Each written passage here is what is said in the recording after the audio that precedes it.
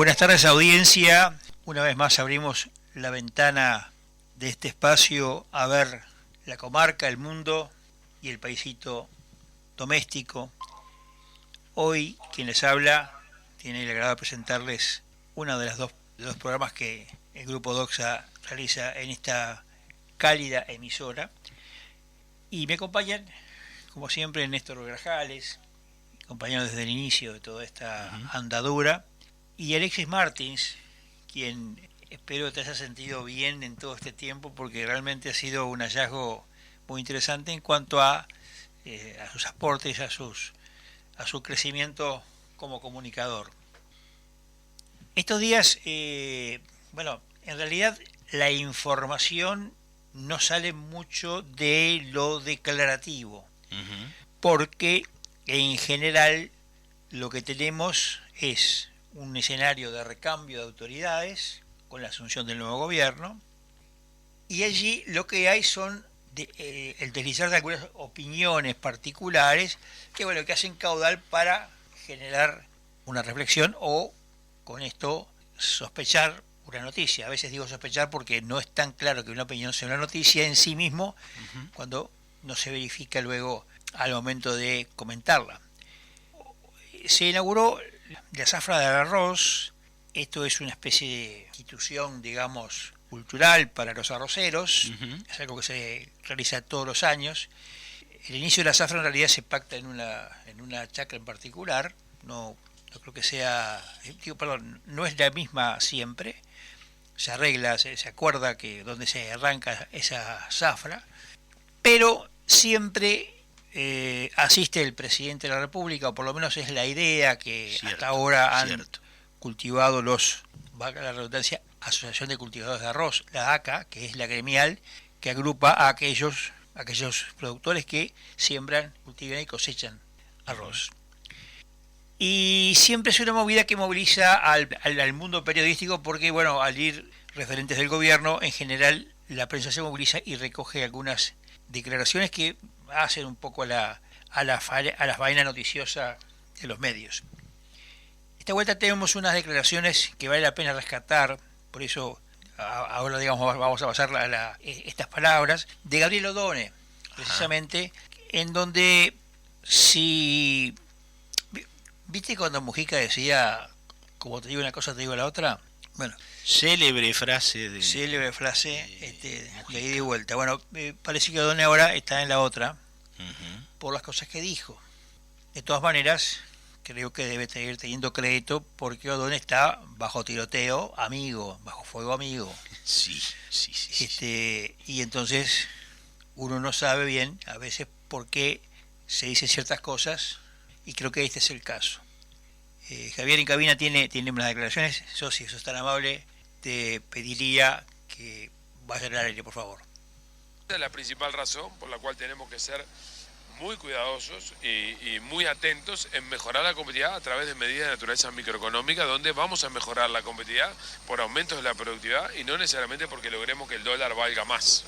¿Esas medidas van a estar en el presupuesto o van a estar antes? Vamos a intentar que estén antes, muchas de ellas. La revisión de los estímulos COMAP y otros aspectos van a estar antes, pero hay otras que van a requerir naturaleza legal que probablemente estén para la ley de presupuesto. Las cuentas fiscales, que parece que son clave, que también es otro tema central para encontrar competitividad y que el país abarate. ¿Cómo se arregla ese lío? Bueno, en realidad hubiéramos deseado recibir una situación fiscal mejor de la que recibimos por muchas razones. Primero, porque no son buenos los números fiscales, y segundo, porque el mandato del gobierno había sido un compromiso del gobierno saliente en su campaña electoral de hacer una mejora sustancial de los temas fiscales, cosa que no hizo. Estamos en el mismo nivel de déficit fiscal, si no peor, del que había en 2020. Estamos con más deuda y estamos con más gasto público. Por lo tanto, sobre esa realidad es la que nosotros, además de cumplir con el programa del Frente Amplio y cumplir con lo que la población votó, vamos a tener que trabajar en estos 5 años. Afortunadamente, tenemos tiempo para hacerlo, no estamos apurados, porque el mundo no está presionando sobre Uruguay, pero tenemos que hacer mejoras en el manejo fiscal en los próximos 2 años. ¿Qué incidencia va a tener el Ministerio de Economía en la próxima ronda de los consejos de salario con respecto al tema de las pautas? ¿Y por dónde van a pasar esas pautas? Como siempre, la discusión de las pautas y la propuesta de las pautas son una iniciativa coordinada entre el Ministerio de Economía y el Ministerio de Trabajo, donde las pautas, digamos, son puestas sobre la mesa por el Ministerio de Economía y en una discusión con el Ministerio de Trabajo se ponen sobre la mesa en la propuesta del Poder Ejecutivo. Así que la incidencia es como la de siempre, muy importante. ¿Ya hay establecido alguna pauta? Estamos trabajando, el equipo de la asesoría macro está trabajando ya sobre este tema porque en las próximas semanas, de hecho ya en el corto plazo, van a empezar las reuniones bilaterales con el Ministerio de Trabajo. Se ha dicho muchas veces que el Ministro de Economía tiene poca vida en el cargo, O'Donnell, por las controversias que se ha generado en interna. ¿Cómo lo valora usted? ¿Cómo se siente dentro del gobierno? La historia de Uruguay. Fíjese que la ministra Susana Arbeleche duró 5 años, el ministro Astori en el periodo anterior duró 5 años, el ministro Astori cuando fue por primera vez ministro duró 5 años. Diría que las excepciones, piénsenlo bien, de los últimos, de la salida democrática, Servino duró los 5 años, Mosca duró los 5 años, son la minoría de los casos donde hubo problemas, diría, en el caso del primer gobierno nacionalista, donde hubo cambios, y en el caso del gobierno de Jorge Valle, donde hubo cambios, en el caso del gobierno de Mujica, donde hubo cambios, pero en todos los demás, el ministro de Economía duró 5 años, así que la historia dice que Uruguay es bastante consciente en respaldar a una cartera que es muy importante para el país. Respaldado. Sí, yo me siento respaldado. Más que han surgido cuestionamientos. Pero es como, yo sí le digo que me siento respaldado, es como el director técnico de un cuadro de fútbol que le preguntan si se siente respaldado y dice que sí. Yo creo que eso lo tiene que evaluar la gente y los medios de comunicación. Yo me siento respaldado. Ahora, los que tienen que creer esto son los ciudadanos, digamos. Muchas gracias. La palabra del ministro de Economía, O'Donnell. Bueno, que ida y vuelta, ¿no? Al principio creo que O'Donnell, digamos, hizo pie en algunas críticas de que ha sido objeto la economía y por derivada de que ha sido objeto él mismo, cuestionado por algunos sectores. De hecho, un periodista pregunta si él va a continuar en el cargo.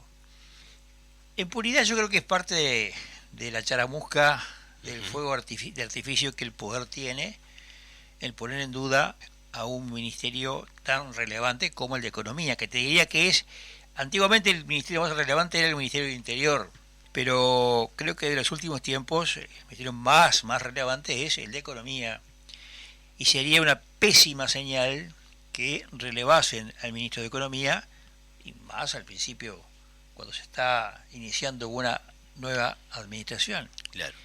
Ahora, él lo dice con claridad, los ministros en Uruguay duran, y dijo con algunas excepciones, y señaló el caso del gobierno de Mujica.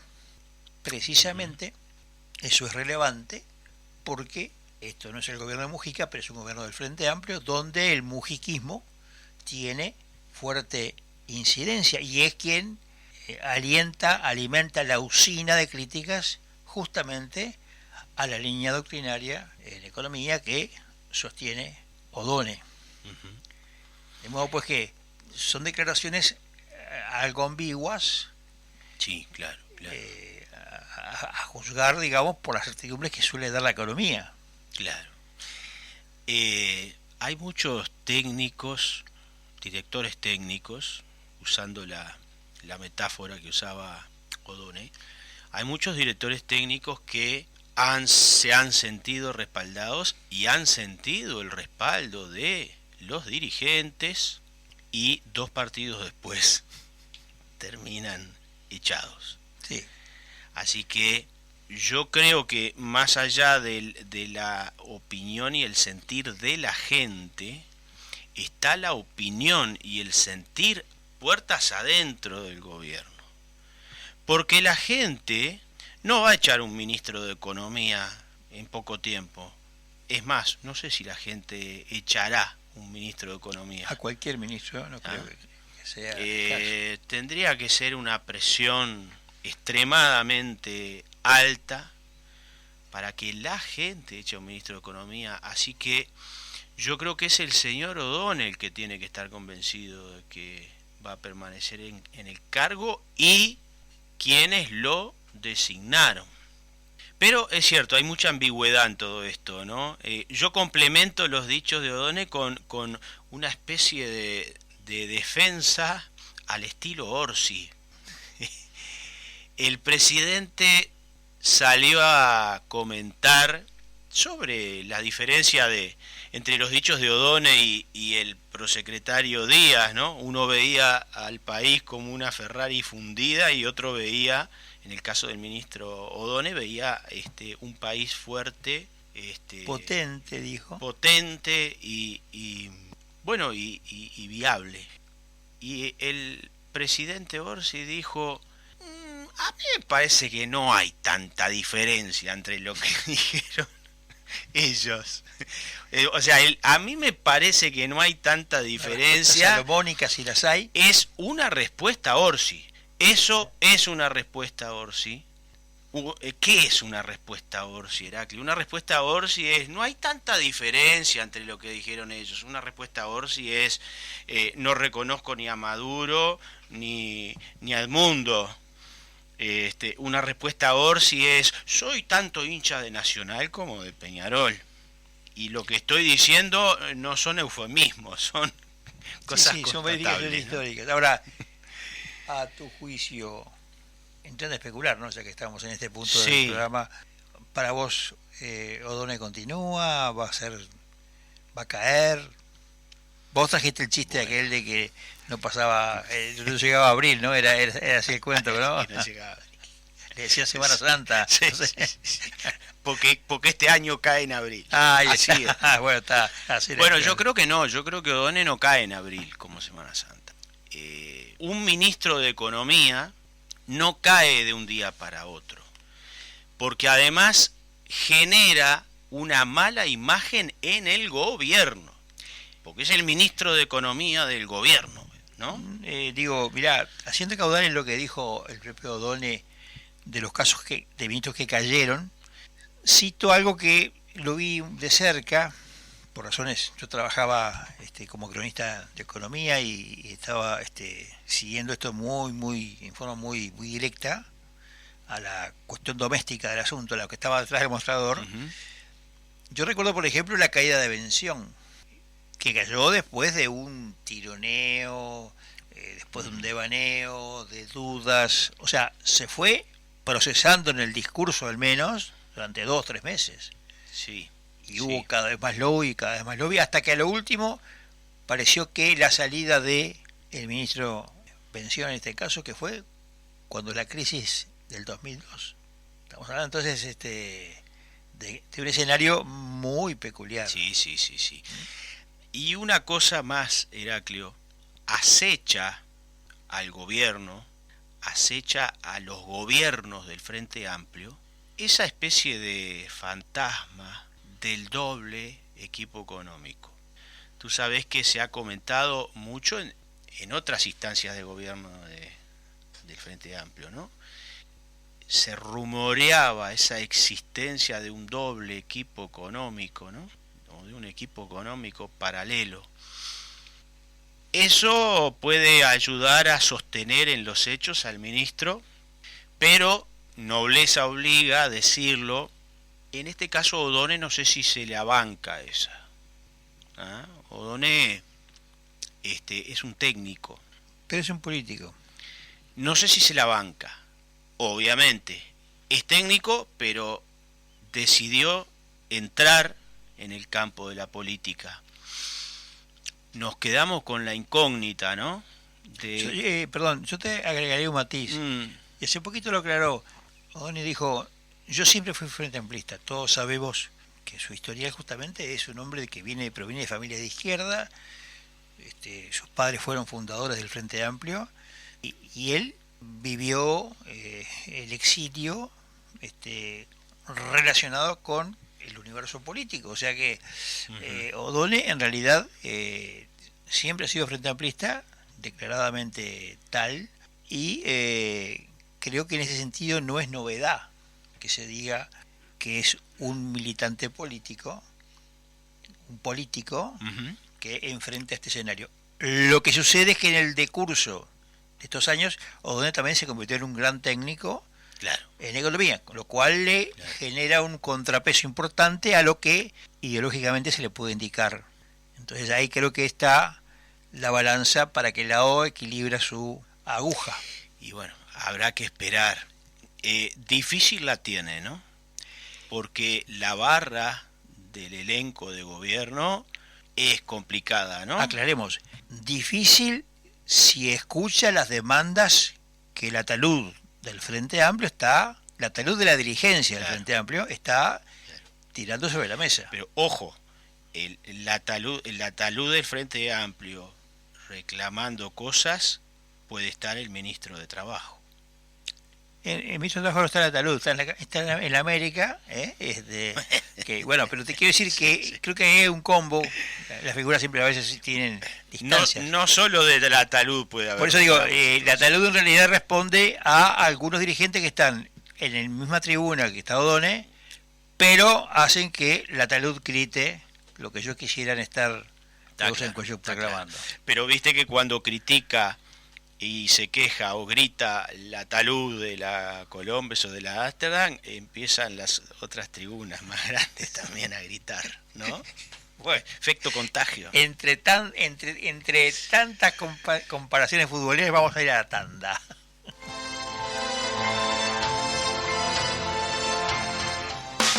Tus avis no te dejan a pie. Presenta tu cédula y canjea 50 avis por una chance para participar del sorteo de 2 autos eléctricos BYD, 19 motos Anela. Además, podés ganarte 500 vales valor 1.000 pesos cada uno en el pago de tus facturas en nuestros locales. Vos podés ser el ganador. Te esperamos. Más información en habitat.com.uy. Cuando necesites solucionar de modo fácil los trámites difíciles en BPS, DGI y Ministerio de Transporte, consulte a los gestores de gestiones.ui. El mejor método para evitar dolores de cabeza y malestares a la billetera. Consulte su problema por Instagram a la cuenta @gestiones.ui o por correo electrónico a gestiones.ui@gmail.com. Esta gente hace fácil cualquier trámite difícil.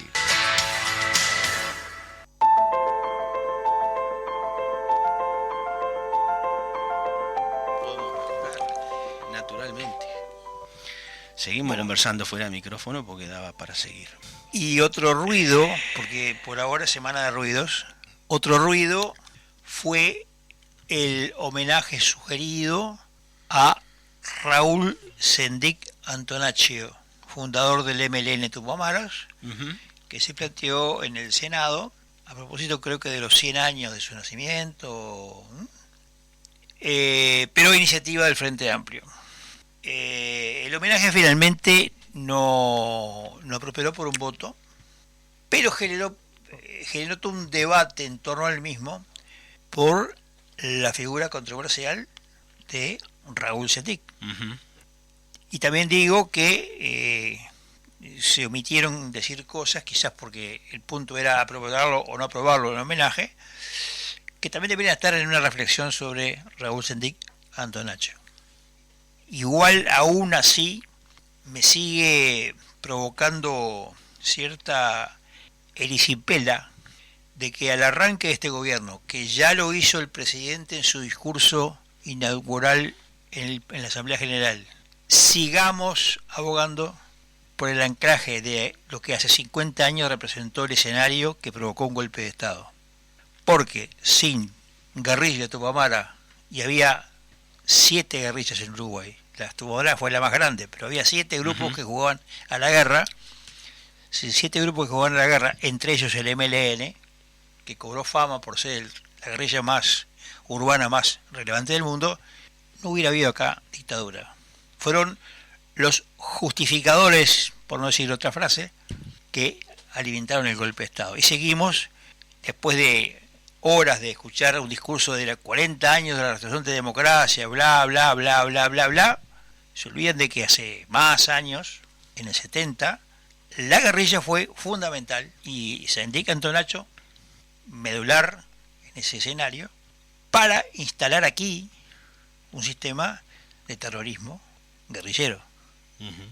Y ahí vino una primera pulseada que se dio, porque algunos compararon a Sendik con Aparicio Saravia. Ujú. Y bueno, ahí como te comprenderás, hubo un cuestionamiento encontrado, cruzado, pero te diría que en la base de todo está el hecho de que Saravia en realidad realizó sus revoluciones para construir democracia, o construir una república en realidad, en puridad, y construir democracia, porque fue un hombre que hizo una revolución para conseguir el voto secreto. Entonces, no creo que fuera el caso de Raúl Sendik, sin duda alguna no lo fue. Claro. Viste que en el Frente Amplio suele haber actores que suelen usar muchos eufemismos, ¿no? Entonces he escuchado a algunos utilizar el término deficiencia democrática. Es un problema de deficiencia democrática. En Venezuela hay deficiencia democrática. Bueno, es grotesca la comparación entre Sendik y Aparicio Saravia, ¿no? Porque es como comparar peras con naranjas, no tiene nada que ver. Aparicio Saravia sí podría decirse, pero ahí no lo dicen, que peleó cuando había una especie de democracia con un alto déficit, una democracia que no era democracia, que no era universal, que no era proporcional en su representación. Eso sí era una reivindicación justa.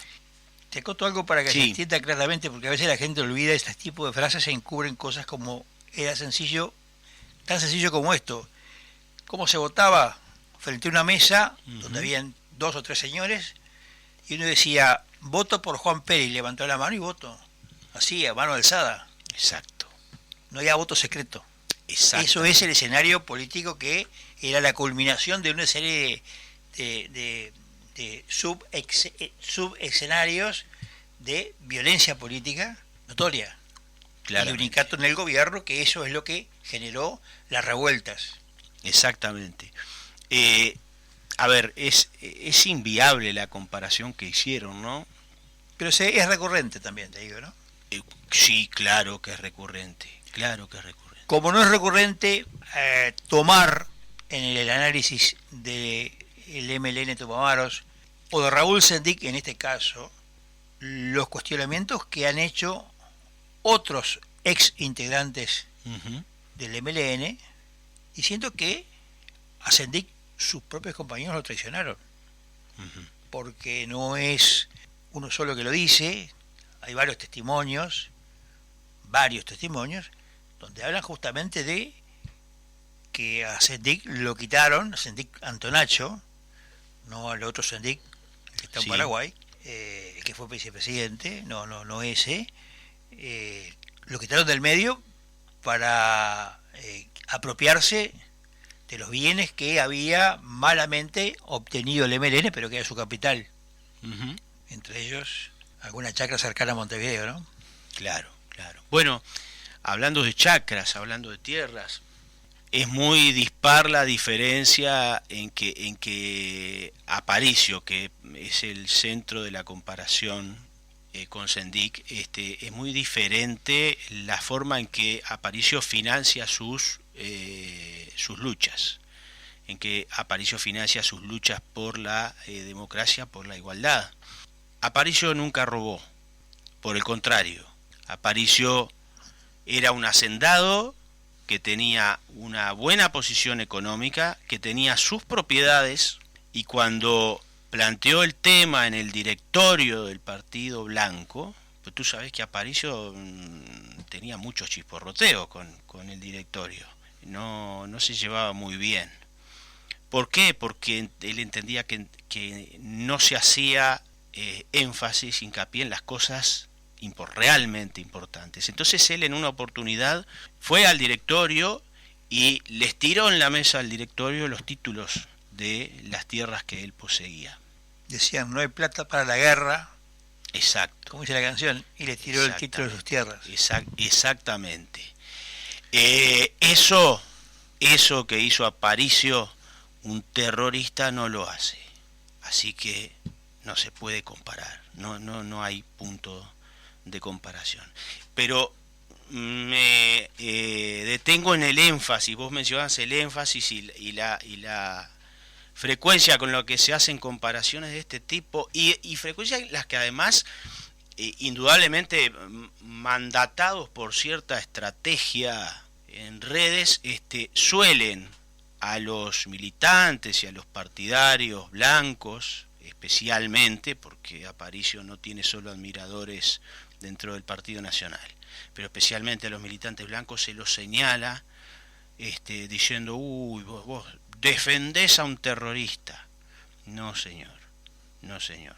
Un terrorista es otra cosa, y no voy a dar nombres. No vamos a la tanda, por favor.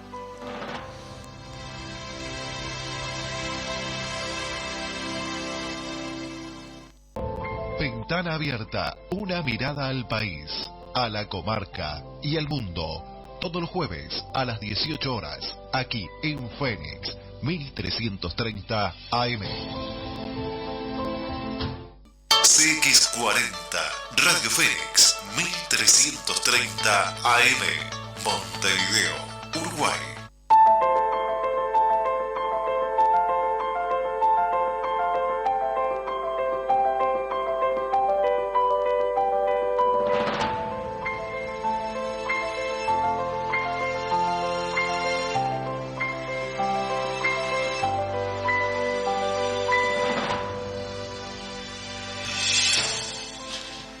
Bueno, y seguimos con la ventana abierta mirando a la comarca y en este caso al mundo, y retorna a los micrófonos de esta casa nuestro querido amigo Julio Martino, un oriental que vive en Europa hace mucho tiempo y tiene una mirada híbrida entre el que ya es parte ciudadano europeo, pero también el que tiene esa mirada uruguaya y que entiende los códigos que a nosotros nos impactan. Porque no se olvida de dónde viene.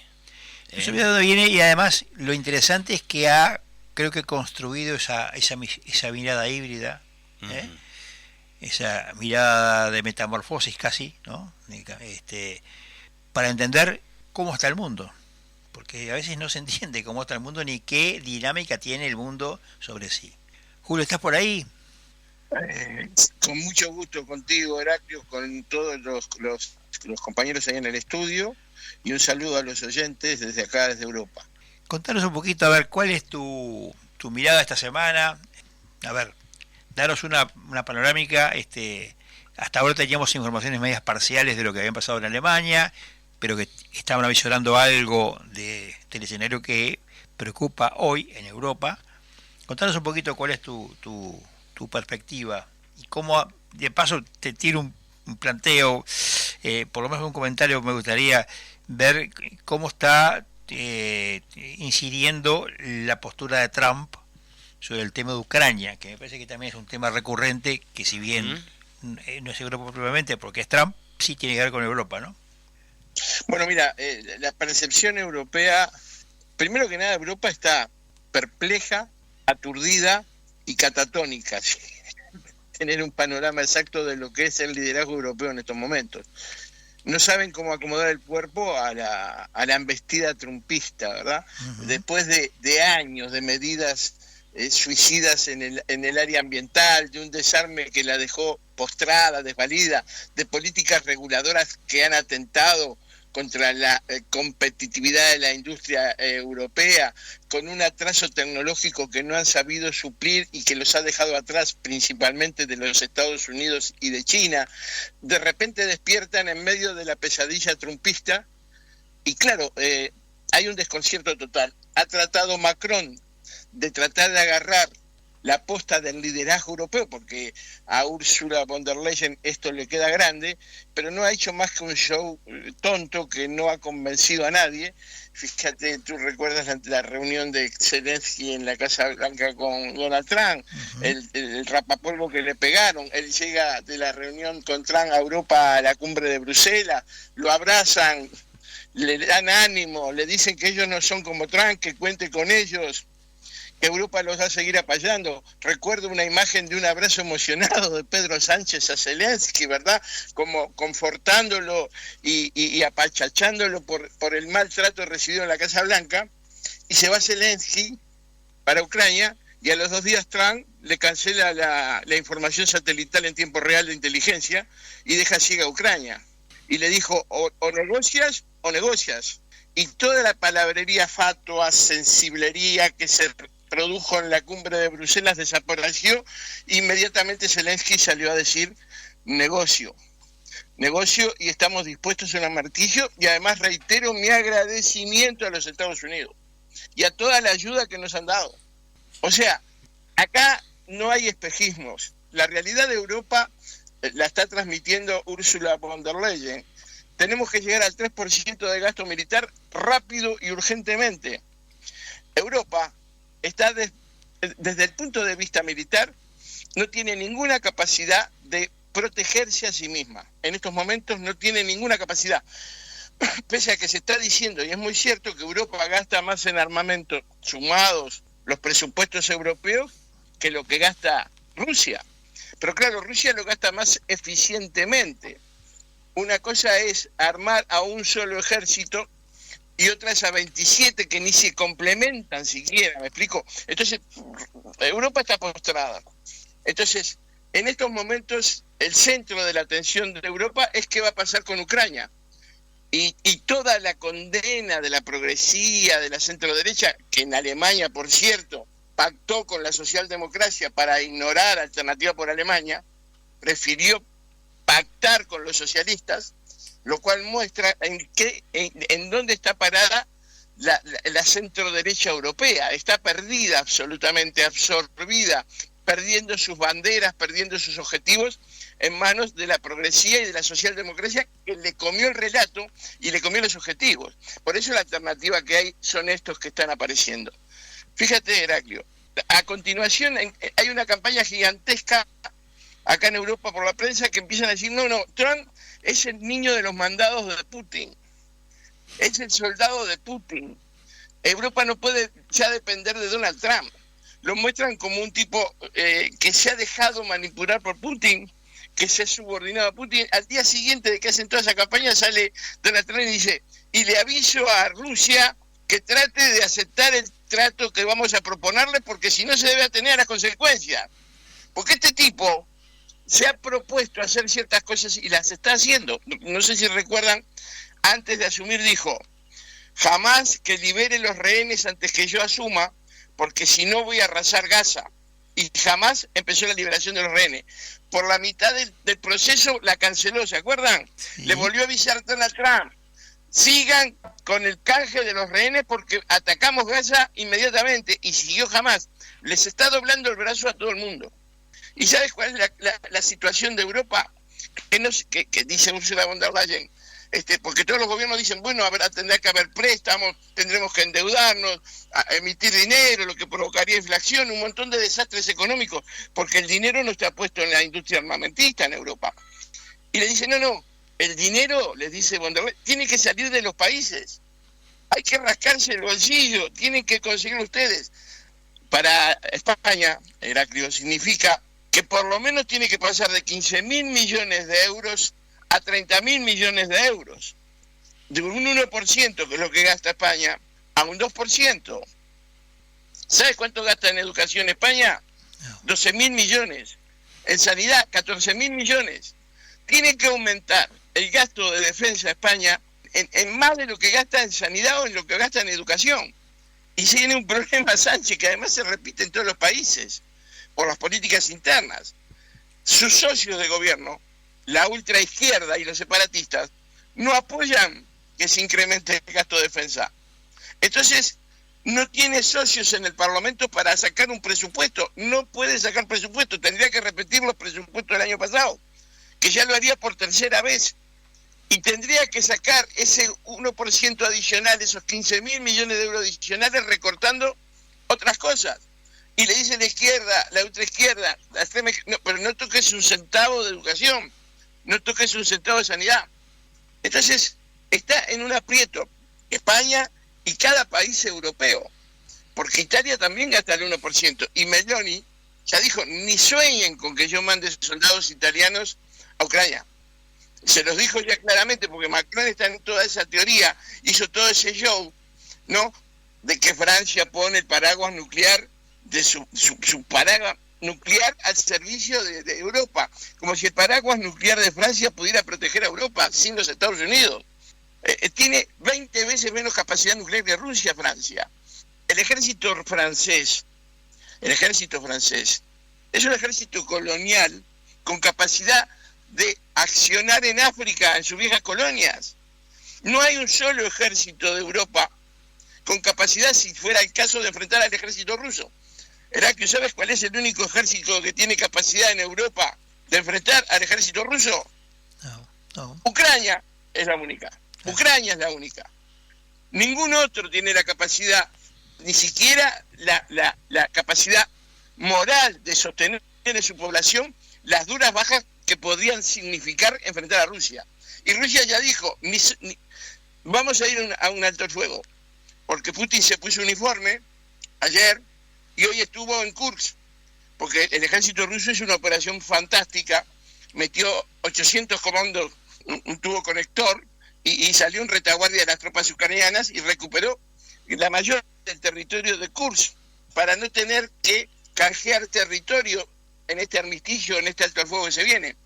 Hace 3 días, no sé si ahí se enteraron seguramente, ¿no? Se produjo un ataque masivo de drones de Ucrania sobre Moscú, como diciéndole, cada uno de ellos están jugando sus fichas para demostrar que tienen capacidad de combate.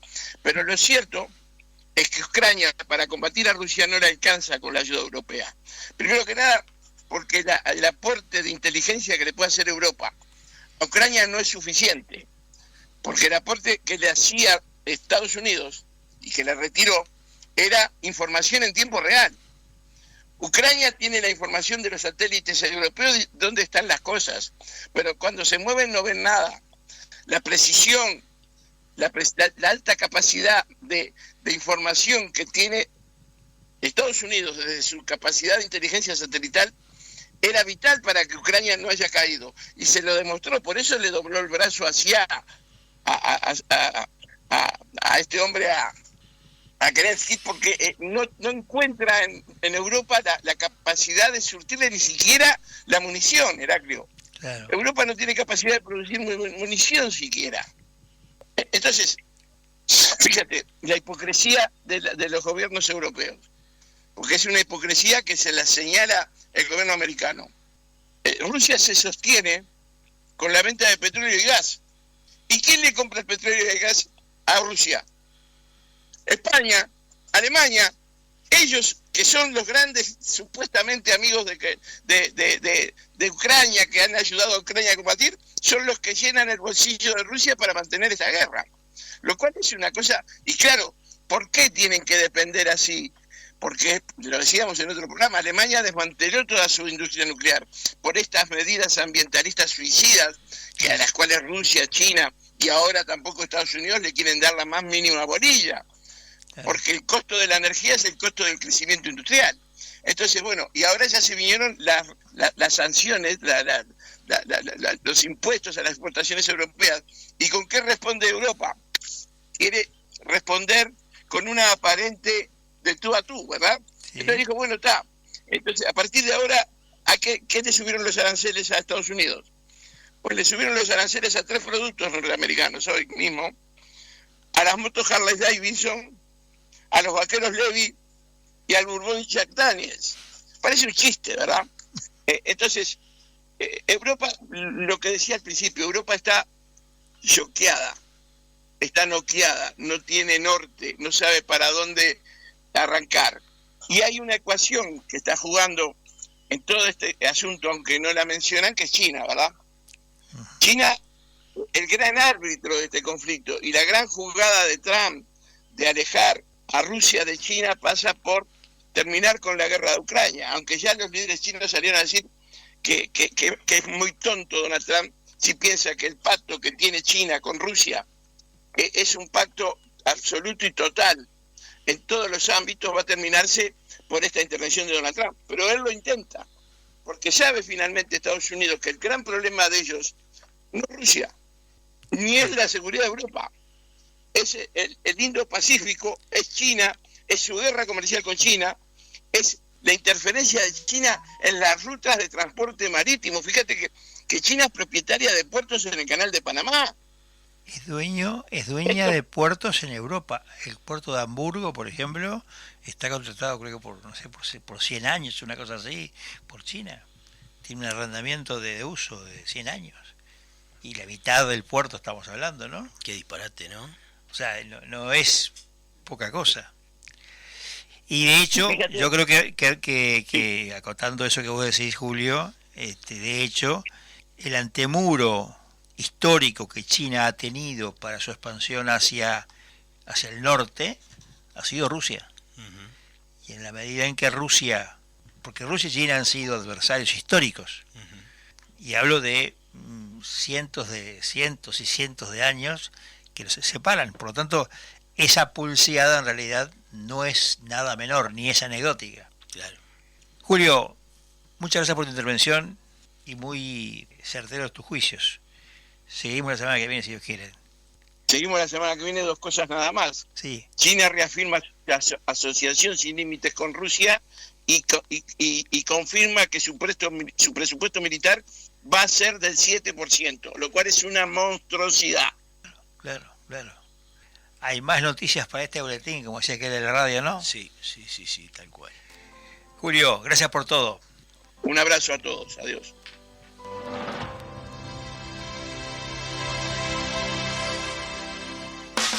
Tus avis no te dejan a pie. Presenta tu cédula y canjea 50 avis por una chance para participar del sorteo de 2 autos eléctricos BYD, 19 motos Anela.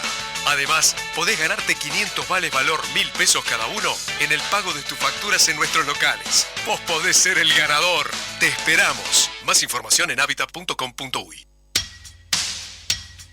Cuando necesites solucionar de modo fácil los trámites difíciles en BPS, DGI y Ministerio de Transporte, consulte a los gestores de gestiones.ui. El mejor método para evitar dolores de cabeza y malestares a la billetera. Consulte su problema por Instagram a la cuenta @gestiones.ui o por correo electrónico a gestiones.ui@gmail.com. Esta gente hace fácil cualquier trámite difícil.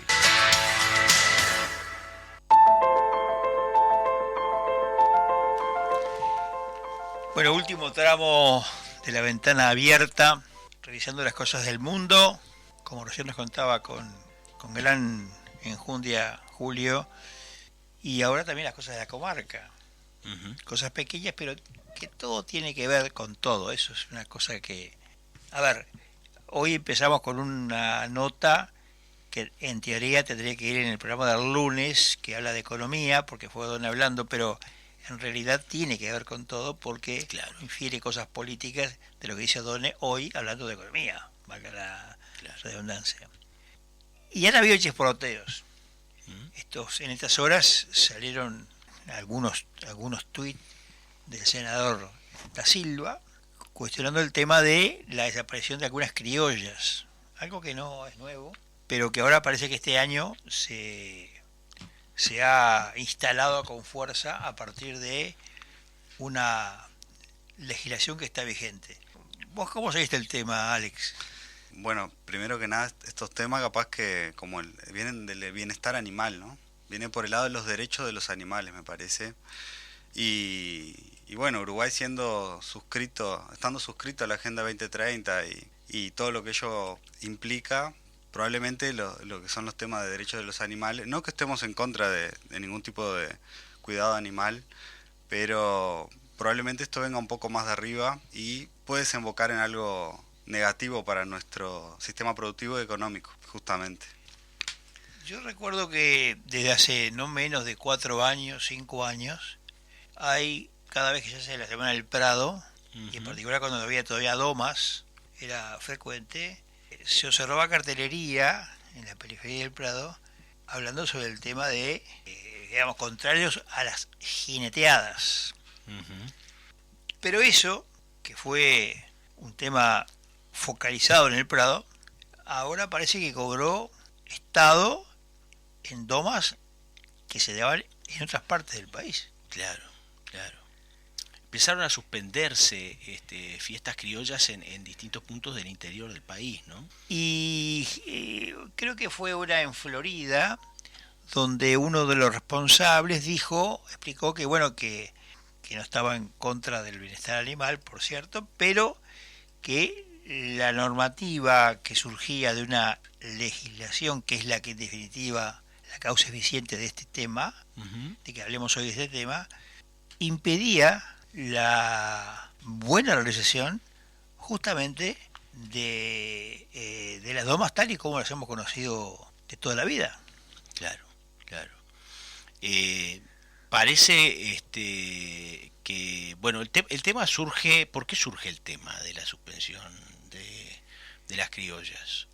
Aparece un reglamento. Aparece un reglamento, ¿no? Y una legislación. Exacto. Que dicho sea de paso, lo que llama la atención es que esta reglamentación fue aprobada sin ningún tipo de cuestionamientos durante el gobierno saliente. Exacto.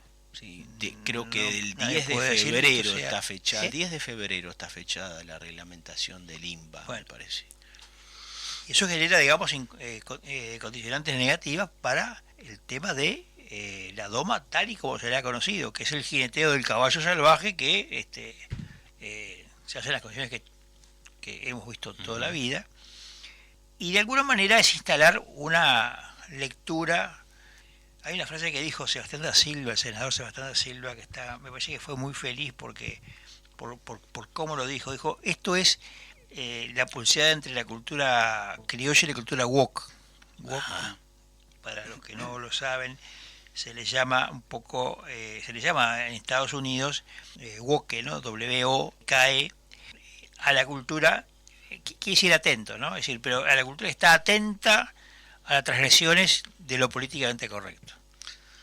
La cultura woke incluye muchas cosas: contra la discriminación, contra el sufrimiento animal, contra lo verde, un montón de cosas que tienen que ver con una lógica de modificar esa realidad. Bueno, Julio recién comentaba, hijo de la cultura woke, pero a la europea, no se llama así, se llama verde, en este caso, pero va en el paquete woke en Estados Unidos.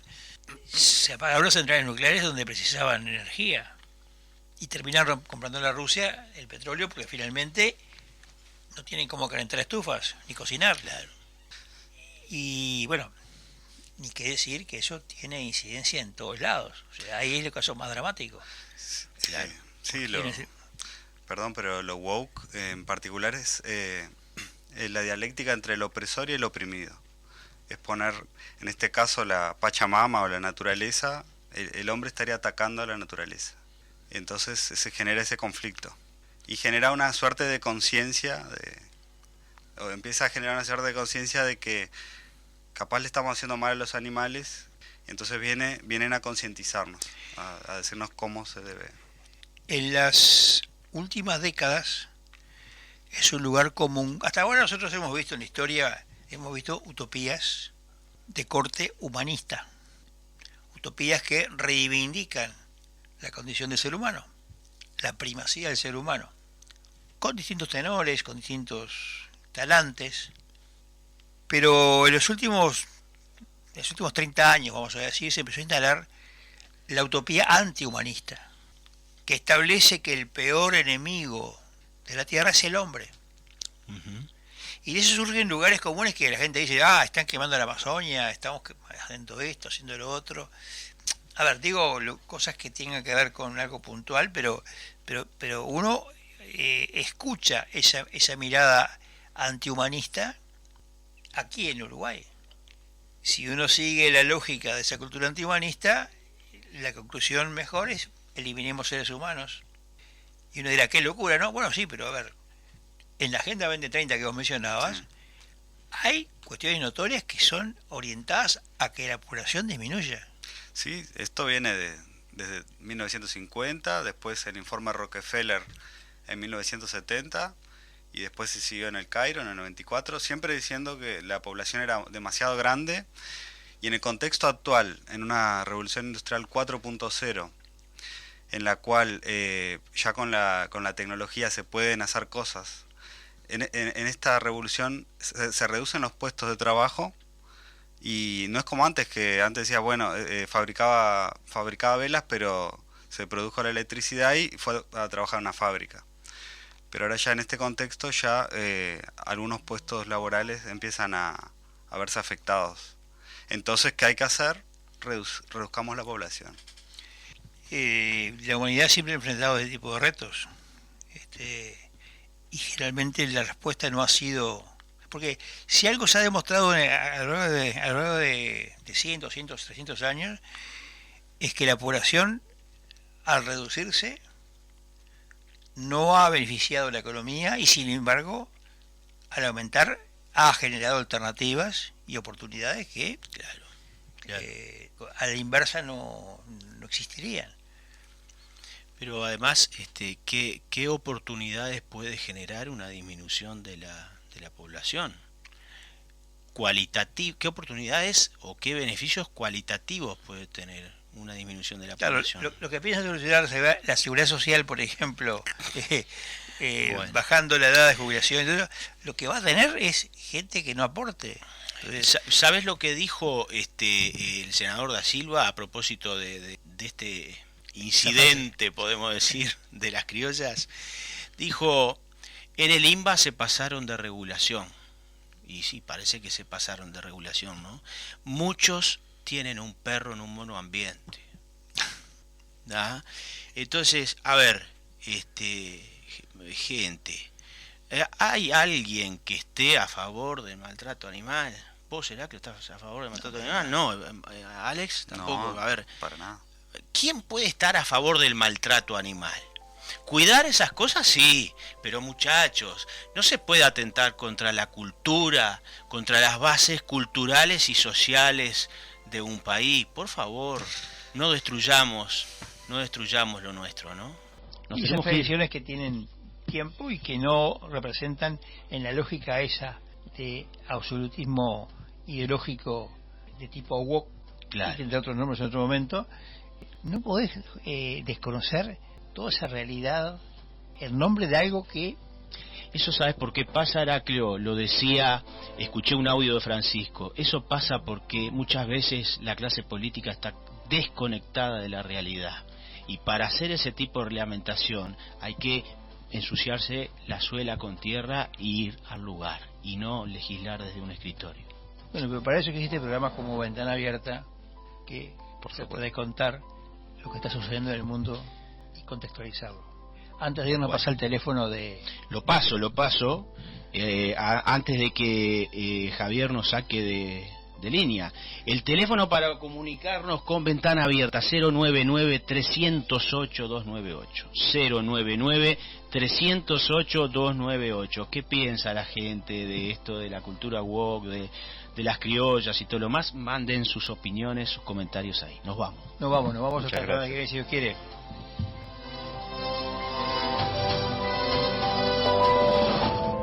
Ventana Abierta, una mirada al país, a la comarca y al mundo. Todos los jueves a las 18 horas, aquí en Fénix, 1330 AM.